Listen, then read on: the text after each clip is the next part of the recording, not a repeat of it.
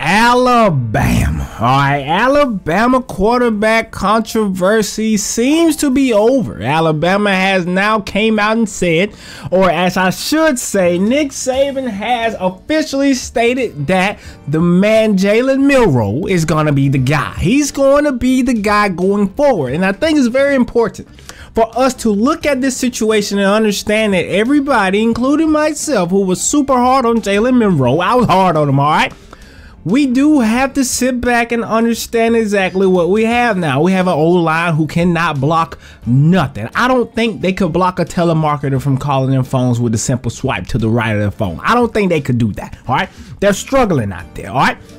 On top of that, this is not the same wide receiver core that we have had for years and years to come. We've seen that with Bryce. Now, I'm not saying this wide receiving core is bad, but what I'm saying is this is not Julio out there. This is not Cooper out there, all right? These are not the same guys. This isn't Jerry Jeudy. This ain't all these guys that we are used to and that we are accustomed to seeing year after year after year. We do have to realize that the playing field for us as Alabama fans is not the same, all right? It's not the same. And it's a couple of reasons why I think this is, and I'm gonna speak on that in this video. But first, I want to just talk about Jalen Milroe and why I do agree he is the guy going forward for us, and why it was clearly apparent that he is the guy going forward, especially during that USF game. University of South Florida took us to school a little bit, and when I say that, they open our eyes to help us appreciate the fact that Jalen Milroe is a quarterback who can get out there and take off and run. Now, I will say shout out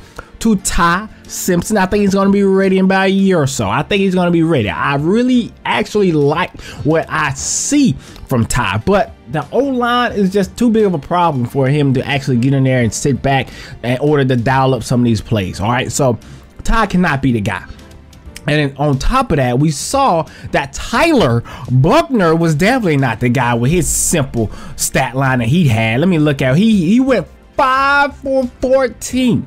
5 for 14. That will not get it done, Tyler Buckner. That will not get it done. You need to go back to Notre Dame, you and your offensive coordinator. But I'm going to talk about the OC a little bit later. I'm going to make a video on them as well before the game this weekend, all right? But on top of all of that, Jalen Milroe against Middle Tennessee. I don't want to get too deep into what we saw from Texas. All right, we know what we saw there. All right, we know what we saw. But against Middle Tennessee, he had Alabama looking like Alabama, okay? And the reason I bring up Middle Tennessee and not Texas is because you can kind of put Middle Tennessee and the Bulls in that same category, the University of South Florida. You can put them in the same kind of category. And we did not look dominant at all. Not at all. We went against a Texas team that may or may not be as good as we think. If Texas is not that good, they struggled the other day. If they're not that good, then we are really bad. I'm really hoping that the other day was a fluke. I think they played, I cannot remember off the top of my head who they played, but they did not look good in the game after hours. They did not look good. But either way, Jalen Milroe is the guy, and the controversy is over. No more thinking about who's going to be the QB right now. And so that is good. That is good. And so on that note, I will say this though. It is clear and it's apparent that our O-line is going to be a problem the rest of the season. I like the wide receivers, even though they're not the best wide receivers we ever had. And the reason I keep bringing that up is because the things that we have seen accustomed to Alabama football is slowly going away. What we are used to seeing is not necessarily there anymore. The defense still looks good, but you can tell the defense is not nearly as dominant as they used to be back in the day. Some of these plays that I'm seeing is bad. Some of these plays I'm seeing is bad, but as a whole, the defense is still steady. All right. And on top of all of this, though, on top of all of this, you can see how the playing field for the entire NCAA is starting to mellow out a little bit. Do I think it's because Nick Saban is not a great recruiter anymore? No, I don't think that have anything to do with it. I don't think that has nothing to do with it. But if you look at how everything is forming, especially with the NIL coming out, I think that there's not enough, money to go around for everybody. So other schools are going to have something to offer. And so if you put money in front of 18, 17-year-old kid and say, hey, come play for us because Alabama has run out of money and they can't pay you anything. I think that kid, smart, he should go play for the other team. I'm just being honest.